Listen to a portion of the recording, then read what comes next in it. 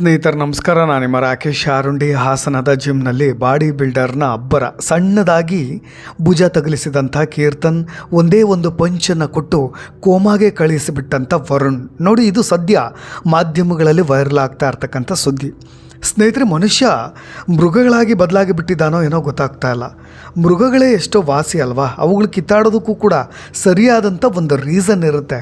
ಆದರೆ ಈ ಘಟನೆ ಮಾತ್ರ ಭಯಾನಕ ಅಂದರೆ ತಪ್ಪಾಗಲಿಕ್ಕಿಲ್ಲ. ಹಾಸನದ MJ ಫಿಟ್ನೆಸ್ ಜಿಮ್ನಲ್ಲಿ ಸಣ್ಣ ವಿಚಾರಕ್ಕೆ ನಡೆದಂಥ ಜಗಳ.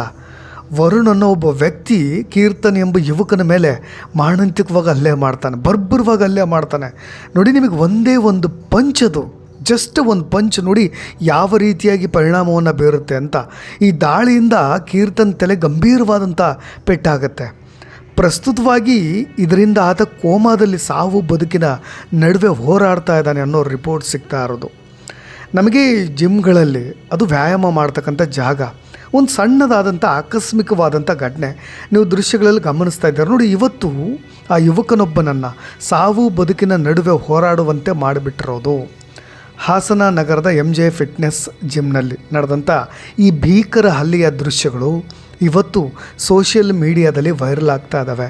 ಇಂದಿನ ಯುವಕರ ಮನಸ್ಥಿತಿ ಯಾವ ಮಟ್ಟಿಗಿದೆ, ಜಿಮ್ಗೆ ಹೋಗೋ ಉದ್ದೇಶಗಳೇನು ಅನ್ನೋದನ್ನು ಒಂದು ರೀತಿಯಾದಂಥ ಚರ್ಚೆಯನ್ನು ಹುಟ್ಟುಹಾಕಿರೋದು. ಇನ್ನೊಂದು ಕಡೆ ಸಾರ್ವಜನಿಕರಲ್ಲಿ ಆತಂಕ ಮತ್ತು ಆಕ್ರೋಶವನ್ನು ಕೂಡ ಮೂಡಿಸುವಂತೆ ಮಾಡಿಬಿಟ್ಟಿರೋದು. ಆ ವ್ಯಕ್ತಿ ಮಾಡಿದ್ದಾದರೂ ಏನಾಯ್ತು ಈ ಕೇಸು ಅನ್ನೋದನ್ನ ಡೀಟೇಲ್ಡಾಗಿ ನೋಡ್ತಾ ಹೋಗೋಣ. ಹಾಗಾದರೆ ನಾವು ರಸ್ತೆಯಲ್ಲಾಗಲಿ ಅಥವಾ ಪಬ್ಲಿಕ್ ಪ್ಲೇಸ್ನಲ್ಲಾಗಲಿ ನಮ್ಮ ಗಮನಕ್ಕೂ ಕೂಡ ಬಾರದ ಹಾಗೆ ಯಾರನ್ನಾದರೂ ಟಚ್ ಮಾಡಿಬಿಟ್ರೆ ಮುಂದಿನ ಪರಿಸ್ಥಿತಿ ಏನಪ್ಪ ಅಂತ ಅನಿಸ್ಬಿಡುತ್ತೆ. ನೋಡಿ, ಘಟನೆಯ ಹಿನ್ನೆಲೆಯ ಬಗ್ಗೆ ಒಂದು ಡೀಟೇಲ್ಡ್ ವರದಿ. ಜಿಮ್ನಲ್ಲಿ ವರ್ಕೌಟ್ ಮಾಡ್ತಾ ಇದ್ದಂಥ ಕೀರ್ತನ್, ಆ ಯುವಕ ನಡ್ಕೊಂಡು ಹೋಗ್ತಾ ಇರಬೇಕಾದ್ರೆ ಎದುರಿಗೆ ಬರ್ತಾ ಇರ್ತಕ್ಕಂಥ ವರುಣ್ನ ಭುಜವನ್ನು ಸವರು ಬಿಡ್ತಾನೆ. ಆಕಸ್ಮಿಕವಾಗಿ ತಗಲಿದಂತಹ ಒಂದು ಘಟನೆ ಅದು. ಈ ಸಣ್ಣ ವಿಚಾರಕ್ಕೆ ಇಬ್ಬರ ನಡುವೆ ಮಾತಿನ ಚಕಮಕಿ ನಡೆಯುತ್ತೆ.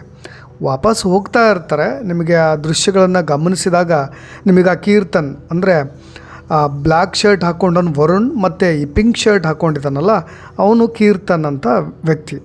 ಅವರಿಬ್ಬರು ಕೂಡ ಜಿಮ್ನಲ್ಲಿ ಪ್ರತಿನಿತ್ಯ ವ್ಯಾಯಾಮ ಮಾಡಲಿಕ್ಕೆ ಅಂತಲೇ ಬರ್ತಾರೆ. ನಡ್ಕೊಂಡು ಹೋಗಬೇಕಾದ್ರೆ ಸ್ವಲ್ಪ ಟಚ್ ಆಗಿಬಿಡುತ್ತೆ ಅಷ್ಟೇ, ಅಂದರೆ ಭುಜ ಟಚ್ ಆಗಿಬಿಡುತ್ತೆ ಆ ಕೀರ್ತನ್ ಅನ್ನೋ ವ್ಯಕ್ತಿಗೆ, ವರುಣ್ ಅನ್ನೋ ವ್ಯಕ್ತಿಗೆ. ಇಬ್ಬರ ನಡುವೆ ಮಾತಿನ ಚಕಮಕಿ ನಡೆಯುತ್ತೆ. ಅದು ಜಸ್ಟ್ ಫ್ರ್ಯಾಕ್ಷನ್ ಆಫ್ ಎ ಸೆಕೆಂಡಲ್ಲಿ ನಡೆದಿರೋದು. ಕ್ಷಣಾರ್ಧದಲ್ಲಿ ಸಿಟ್ಟಿಗೆದ್ದಂಥ ವರುಣ್ ಕೀರ್ತನ್ ಮೇಲೆ ಕಂಡು ಕೇಳಿರದ ಹಾಗೆ ಒಂದೇ ಒಂದು ಪಂಚ್ ಕೊಡುತ್ತಾನೆ. ಅದು ಅತ್ಯಂತ ಬರ್ಬರವಾದಂಥ ದಾಳಿ. ಅದು ಈಗ ವೈರಲ್ ಆಗಿರ್ತಕ್ಕಂಥ CCTV ದೃಶ್ಯಾವಳಿಗಳಲ್ಲಿ ಭೀಕರವಾದಂಥ ಕೃತ್ಯ ಸೆರೆಯಾಗಿದೆ. ನಿಮಗೆ ಮಾತಿನ ಚಕಮಕಿ ನಡೀತಾ ಇರಬೇಕಾದ್ರೆ ಈ ವರುಣ್ ಕೀರ್ತನ್ನ ತಲೆಗೆ ಒಂದೇ ಒಂದು ಪಂಚಿಂದ ಹೊಡಿತಕ್ಕಂಥ ದೃಶ್ಯಗಳನ್ನು ನೀವು ಗಮನಿಸ್ತಾ ಇದ್ದೀರಿ. ಆ ಬಲವಾಗಿ ಹೊಡೆದಂಥ ಪೆಟ್ಟಿಗೆ ತಕ್ಷಣಕ್ಕೆ ಕೆಳಗೆ ಬಿದ್ದು ಬಿಡ್ತಾನೆ, ಕುಸ್ತು ಬಿದ್ದು ಬಿಡ್ತಾನೆ ಕೀರ್ತನ್ನು. ಅದಾದಮೇಲೆ ಆ ತಲೆಬುಡೆ ಗಂಭೀರ ಪೆಟ್ಟಾಗಿದ್ದರಿಂದ ಅಕ್ಕಪಕ್ಕದಲ್ಲಿದ್ದಂಥವರು ಕೂಡ ನೋಡ್ಕೊಳ್ತಾ ಹಾಗೆ ಕೂತಿರ್ತಾರೆ. ಎಲ್ಲರೂ ಫಿಟ್ಟಾಗಿದ್ದರು, ಎಲ್ಲರೂ ಆರೋಗ್ಯವಾಗಿದ್ದಾರೆ, ಫಿಟ್ನೆಸ್ಗೋಸ್ಕರನೇ ಅಲ್ಲಿಗೆ ಬರ್ತಿದ್ದಾರೆ. ಈ ಥರದ ಘಟನೆಗಳು ಒಂದು ಜಿಮ್ ಸೆಂಟ್ರಲ್ಲಿ ನಡೆದಾಗಲೂ ಕೂಡ ಅಲ್ಲಿದ್ದಂಥವ್ರು ಯಾರೂ ಕೂಡ ಆತನ ರಕ್ಷಣೆಗೆ ಬರಲಿಲ್ವಲ್ಲಪ್ಪ ಅಂತ ತಕ್ಷಣಕ್ಕೆ ಅಲ್ಲಿದ್ದಂಥವ್ರಲ್ಲ ತುಂಬ ತಲೆ ಹಿಡ್ಕೊಂಡು ಬಿದ್ದು ಬಿಡ್ತಾನೆ ಅವನು. ಅದಾದಮೇಲೆ ಅಲ್ಲಿರ್ತಕ್ಕಂಥ ಬೇರೆ ಮೆಂಬರ್ಗಳು ಏನು ಎತ್ತ ಅಂತ ಅವನು ಪ್ರಶ್ನೆ ಮಾಡಲಿಕ್ಕೂ ಹೋಗೋದಿಲ್ಲ, ಯಾರನ್ನ ವರುಣ್ನ. ಅದಾದಮೇಲೆ ಇವನನ್ನು ರಕ್ಷಣೆಗೆ ಅಂತ ಹೇಳಿ ಎಲ್ಲರೂ ಕೂಡ ಬಂದು ಅವನನ್ನು ಹಾಸ್ಪಿಟ್ಲಿಗೆ ಕರ್ಕೊಂಡು ಹೋಗೋ ಪ್ರಯತ್ನವನ್ನು ಮಾಡ್ತಾರೆ. ಗಂಭೀರವಾಗಿ ಹಲ್ಲೆಗೊಳಗಾದಂಥ ಈ ಕೀರ್ತನ್ ಸ್ಥಿತಿ ಈಗ ಅತ್ಯಂತ ಚಿಂತಾಜನಕವಾಗಿದೆ. ಅಲ್ಲಿನ ಸ್ಥಳೀಯ ಆಸ್ಪತ್ರೆಗೂ ಕೂಡ ದಾಖಲು ಮಾಡಲಾಗುತ್ತೆ, ವೈದ್ಯಕೀಯ ತಪಾಸಣೆ ನಡೆಸಲಾಗುತ್ತೆ. ಡಾಕ್ಟರ್ಸ್ಗಳು ಆತನ ತಲೆಬುಡೆ ಮುರಿದು ಹೋಗಿಬಿಟ್ಟಿದೆ, ಮೆದುಳಿನಲ್ಲಿ ರಕ್ತಸ್ರಾವ ಆಗಿದೆ. ಪ್ರಸ್ತುತವಾಗಿ ಈಗ ಸದ್ಯ ಕೀರ್ತನ್ ಕೋಮಾಗೆ ಜಾರಿಬಿಟ್ಟಿದ್ದಾನೆ, ICUನಲ್ಲಿ ಇಟ್ಟಿದ್ದಾರೆ. ಬದುಕೋದು ಡೌಟ್ ಅನ್ನಲಾಗ್ತಾ ಇದೆ. ಆತನ 3D ಸ್ಕ್ಯಾನು ಮತ್ತು CT ಸ್ಕ್ಯಾನ್ಗಳ ವರದಿಗಳು ಸಹ ಈಗಾಗಲೇ ಸೋಷಿಯಲ್ ಮೀಡಿಯಾಗಳಲ್ಲಿ ಹರಿದಾಡ್ತಾ ಇವೆ. ಹಲ್ಲೆ ಭೀಕರತೆ ಯಾವ ಮಟ್ಟಿಗಿದೆ ಅನ್ನೋದನ್ನು ಜಸ್ಟ್ ಎಕ್ಸಾಂಪಲ್ನಾಗಿ ನಾನು ತೋರಿಸ್ತಾ ಇರೋದು. ಸಾರ್ವಜನಿಕ ಆಕ್ರೋಶಕ್ಕೂ ಕೂಡ ಇದು ಕಾರಣವಾಗಿರೋದು. ಒಂದು ಸಣ್ಣದೊಂದು ಕಾರಣಕ್ಕೆ ಮನುಷ್ಯ ಇಷ್ಟೊಂದು ಕ್ರೂರವಾಗಿ ವರ್ತಿಸಲಿಕ್ಕೆ ಹೇಗೆ ಸಾಧ್ಯ? ಮನುಷ್ಯ ಇಷ್ಟು ಕೋಪವನ್ನು ಕಂಟ್ರೋಲ್ ಮಾಡ್ಕೊಳ್ಳಿಕ್ಕೆ ಆಗೋದಿಲ್ಲ ಅಂದರೆ ನಿಮಗೆ ತಪೋಬಲ. ನೀವು ಬಾಡಿ ಫಿಟ್ ಆಗಲಿಕ್ಕೆ, ದೇಹವನ್ನು ದಂಡಿಸಲಿಕ್ಕೆ, ನಿಮ್ಮ ಬಾಡಿಗೆ ಒಂದು ಶೇಪ್ ಕೊಡಲಿಕ್ಕೆ ಓಕೆ ಹೋಗ್ತೀರಿ. ಅದು ಯಾರೂ ಕೂಡ ಅದನ್ನು ಆಕ್ಷೇಪನೂ ಇಲ್ಲ, ಅಬ್ಜೆಕ್ಷನೂ ಇಲ್ಲ. ಆದರೆ ನೀವು ಈ ಥರ ನಿಮ್ಮ ಕೋಪವನ್ನು ಕಂಟ್ರೋಲ್ ಮಾಡ್ಕೊಳ್ಳಿಕ್ಕೆ ಸಾಧ್ಯವಾಗಲಿಲ್ಲ ಅಂದರೆ ನಿಮ್ಮ ಮನೋಬಲ ಎಲ್ಲಿರುತ್ತೆ ಅಂತ ಒಬ್ಬ ವ್ಯಕ್ತಿಯ ಜೀವನವನ್ನೇ ನಾಶ ಮಾಡಲಿಕ್ಕೆ ಮುಂದಾಗಿರ್ತಕ್ಕಂಥದ್ದು. ನೆಟ್ಟಿಗರು ಕೂಡ ಭಾಳಷ್ಟು ಜನ ನೆಟಿಜನ್ಸ್ಗಳು ಕೂಡ ಆಕ್ರೋಶವನ್ನು ಹೊರ ಹಾಕ್ತಾ ಇದ್ದಾರೆ. ಪೊಲೀಸ್ನವರೇನೋ ಒಂದು ಕೇಸ್ ದಾಖಲಿಸ್ಕೊಂಡು ವರುಣ್ ವಿರುದ್ಧವಾಗಿ ತನಿಖೆನೂ ಕೂಡ ನಡೆಸ್ತಾ ಇದ್ದಾರೆ.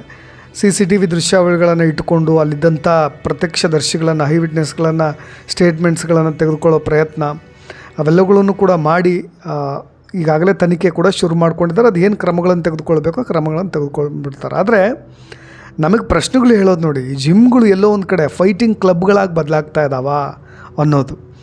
ಅವನು ಹೊಡೆದಂಥ ಪಂಚ್ ಆತನಿಗೆ ಗೊತ್ತಿರುತ್ತೆ 100% ನಾನು ಹೊಡಿತಾ ಇರ್ತಕ್ಕಂಥ ಪಂಚ್ ಏನು ಬೇಕಾದರೂ ಪರಿಣಾಮ ಬೀರಬಹುದು ಅಂತ. ಹಾಗಾದರೆ ಅವನ ಉದ್ದೇಶ ಏನಾಗಿತ್ತು? ಸಾಯಿಸಲಿಕ್ಕೆ ಅಂತ ಪಂಚ್ ಕೊಟ್ಟಿದ್ದ. ಅವನಿಗೆ ಅರ್ಥ ಮಾಡ್ಕೊಳ್ಳುವಂಥ ಸಾಮರ್ಥ್ಯವೇ ಇಲ್ಲದೇ ಇದ್ದರೆ ನಾವು ಮಾನಸಿಕ ಆರೋಗ್ಯವನ್ನು ಕೂಡ ಕಾಪಾಡ್ಕೊಳ್ಳಿಕ್ಕೆ ತಾನೇ ಜಿಮ್ಗೆ ಹೋಗೋದು.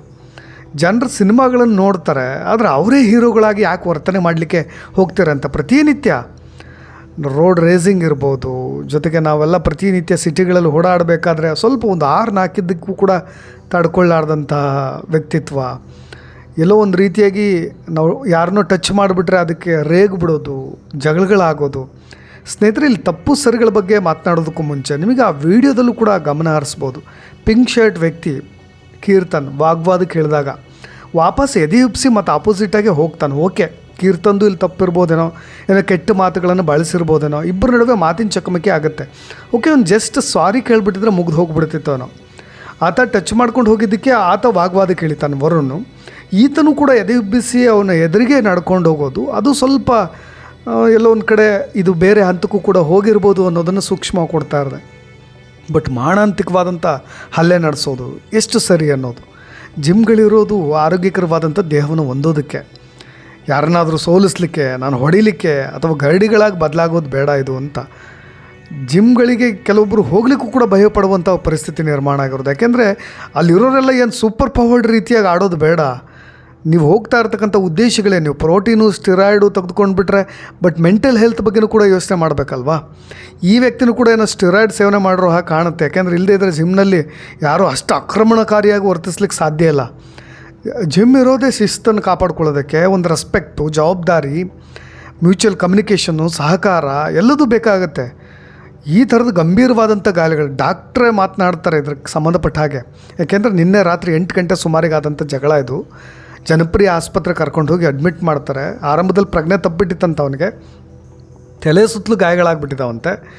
ಬ್ಲಡ್ ಪ್ರೆಷರ್ ಎಲ್ಲವನ್ನೂ ಕೂಡ ಪರಿಶೀಲನೆ ಮಾಡಿ ಚಿಕಿತ್ಸೆ ಕೊಡಲಿಕ್ಕೆ ಮುಂದಾಗಿದ್ದೀವಿ ಅಂತ ಡಾಕ್ಟರ್ ಬಶೀರ್ ಅವರು ಆರಂಭದಲ್ಲಿ ಹೇಳಿದರು. ತಲೆನ ಸ್ಕ್ಯಾನ್ ಮಾಡಿದಾಗ ಮುಖದ ಮೇಲೆ ಭಾಳಷ್ಟು ಮುರಿತ ಉಂಟಾಗಿರೋದು ಗೊತ್ತಾಗಿದೆ. ಮೂಳೆಗಳೆಲ್ಲ ಸಣ್ಣದಾಗಿ ಬ್ರೇಕಪ್ ಆಗಿಬಿಟ್ಟಿದೆ. ಕನಿಷ್ಠ 4ರಿಂದ 5 ಮುಖದ ಮೂಳೆಗಳೇ ಮುರ್ಕೊಂಡ್ಬಿಟ್ಟಿದ್ದಾವಂತೆ. ಅವರು ನರಶಸ್ತ್ರ ಚಿಕಿತ್ಸಕರೇ ಅವರು, ಡಾಕ್ಟರ್ ಬಶೀರ್ ಅವರು ಮಾತನಾಡ್ತಾ ಹೇಳಿರೋದು. ಮುಖಕ್ಕೂ ಕೂಡ ಹೊಲಿಗೆ ಹಾಕಿದ್ದಾರೆ. ಕೆಲವು ಮುಖದ ಮೂಳೆಗಳು ಕೂಡ ಕುಸಿದು ಹೋಗಿಬಿಟ್ಟಿದ್ದಾವಂತೆ. ವೈದ್ಯರು ಕೂಡ ಹೆಚ್ಚಿನ ಚಿಕಿತ್ಸೆಗೂ ಕೂಡ ಸಲಹೆ ಕೊಡ್ತಾ ಇದ್ದಾರೆ. ಸದ್ಯ ಕೋಮಾ ಸ್ಟೇಜ್ನಲ್ಲಿ ಇದ್ದಾನೆ ಅನ್ನೋ ಮಾಹಿತಿಗಳು ಸಿಗ್ತಾ ಇದೆ. ಈ ಕೇಸ್ಗೆ ಸಂಬಂಧಪಟ್ಟಾಗೆ ನಾನು ಹೆಚ್ಚಾಗಿ ಮಾತನಾಡಲಿಕ್ಕೆ ಹೋಗೋದಿಲ್ಲ.